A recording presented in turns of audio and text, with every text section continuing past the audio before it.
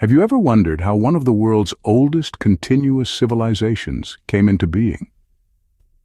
The history of China is a rich tapestry woven over thousands of years, starting from the dawn of civilization. Let's take it back to the very beginning, to the prehistoric era, when the first signs of human habitation emerged on the Chinese landscape. Archaeological evidence suggests that this was as far back as 1.7 million years ago. Yes, you heard that right, 1.7 million. Our ancestors in China were among some of the earliest pioneers of human civilization.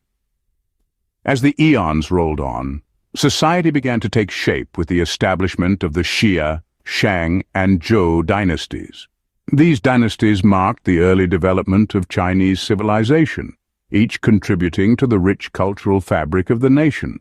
The Zhou dynasty, in particular, introduced the concept of the mandate of heaven, a significant principle that shaped Chinese philosophy and governance for centuries to come. Yet, as with any civilization, it wasn't all smooth sailing. The Warring States period, a time of political fragmentation, saw intense warfare as 7 major states battled for supremacy. But it wasn't just a time of conflict, it was also a period of profound philosophical development. It was during this time that notable figures like Confucius and Laozi graced the stage, their teachings still resonating today in the hearts and minds of many.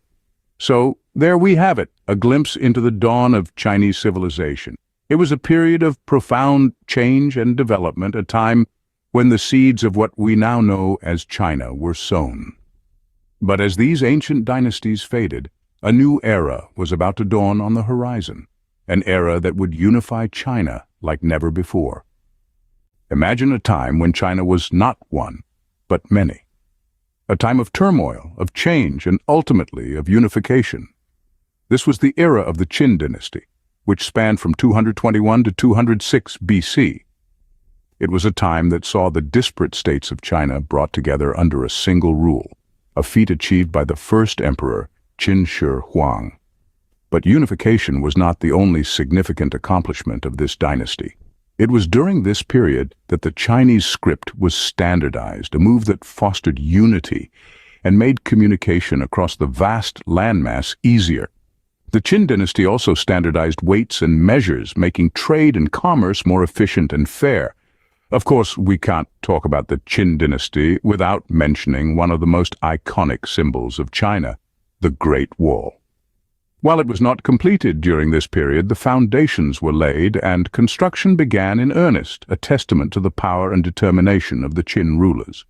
Following the Qin dynasty was the Han dynasty, which spanned from 206 BC to 220 AD.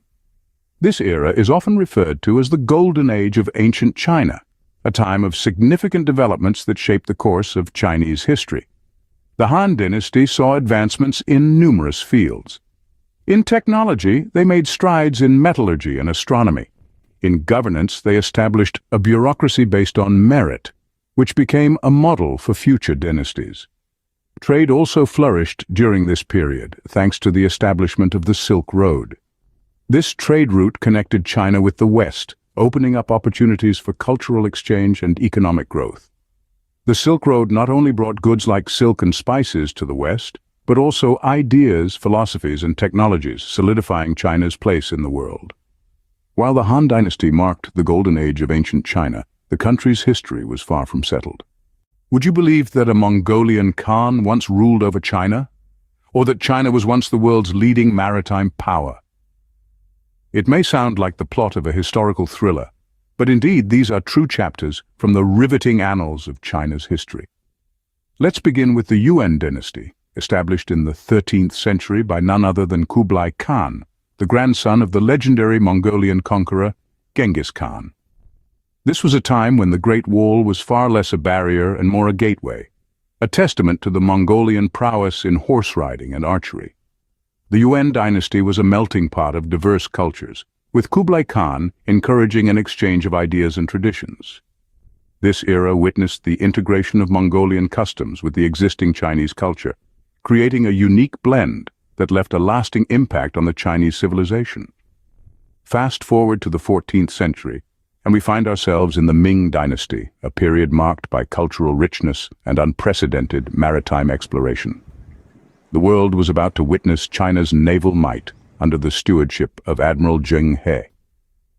His fleet, comprising hundreds of ships and thousands of sailors, embarked on 7 voyages, reaching as far as Africa. These expeditions not only showcased China's naval superiority but also fostered trade and cultural exchange, placing China at the forefront of global exploration. However, as the centuries rolled on, the Qing dynasty took center stage in the 17th century. It was the last imperial dynasty of China, ruled by the Manchus. This era was a tumultuous time marked by both progress and decline. The Qing rulers initially expanded China's borders to their largest extent ever, but the dynasty eventually crumbled under the pressure of internal rebellion and foreign invasion. As the last imperial echoes faded, a new modern China was about to emerge. From the ashes of the old, a phoenix was preparing to rise, marking the dawn of a new chapter in the history of this ancient civilization. How does a millennia-old dynasty become a republic? Through revolution, of course.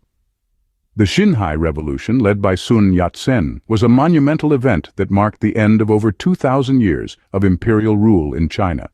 This revolt, which began in 1911, was a nationwide uprising against the Qing dynasty, the last imperial dynasty of China. The revolution was fueled by widespread social discontent and the desire for a modern democratic government. Sun Yat-sen, the pioneer of this revolution, had a vision of a new China, free from the shackles of outdated imperial rule. His 3 principles of the people, nationalism, democracy, and the people's livelihood, became the guiding ideologies of the revolution. As the Qing dynasty crumbled, the Republic of China was established in its place, marking the birth of a new era. However, this was not the end of China's struggles. The new republic was plagued by power struggles and regional warlords, each vying for control. This period, known as the Warlord Era, saw China fragmented into different regions, each under the command of a different warlord. From this chaos, 2 major political forces emerged: the nationalists, or Kuomintang, led by Chiang Kai-shek, and the communists, led by Mao Zedong. The tension between these 2 parties eventually erupted into the Chinese Civil War, a conflict that would shape the future of China. The Civil War was a long and brutal struggle, with both sides seeking to unify China under their respective ideologies. Despite early successes by the nationalists, it was the communists who eventually emerged victorious in 1949. With the rise of the communists, China was on the brink of a transformation that would reverberate around the world. This victory marked the end of the Republic of China and the beginning of the People's Republic of China, a new chapter in the history of this ancient civilization. This was not just the birth of a republic, but the birth of modern China as we know it today. What does it take for a nation to rise from the ashes of civil war to become a global powerhouse? This question finds its answer in the story of contemporary China. The late 20th century marked a pivotal point in China's history.